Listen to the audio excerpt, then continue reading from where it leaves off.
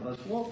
Мы не знали, что мы 1 октября не готовы к тому, чтобы... Мы это и в декабре знали, когда понимали. Да, если мы знали, что мы с вами вместе, мы законодатели, вы исполнители, что мы будем... Мы постоянно закон будем ковырять. Нам принесли в это, как его, необходимость такая была, мы возможности друга слушать. Да, да.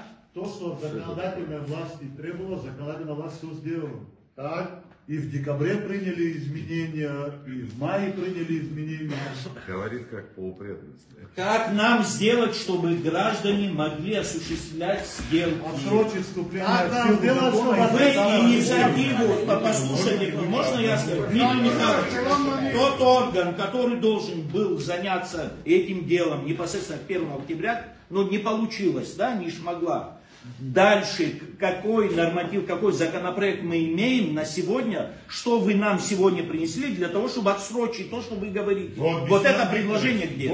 И ответственность какая за срыв. Да, и кто несет ответственность в этой стране за то, что постоянно срываются сроки вступления законов в силу?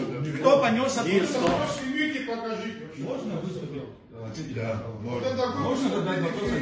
Да. Если мы перенесем даже на 30-й год, скажите мне, пожалуйста, мне вот интересно, учет, значит, не нужно проводить? Я не это говорю. Но вы же именно на это намекаете. Я не это. Учет должен Я хочу, чтобы, да, у нас должен быть переход от БТИ. Нам нужен, когда учет. Нет, подождите.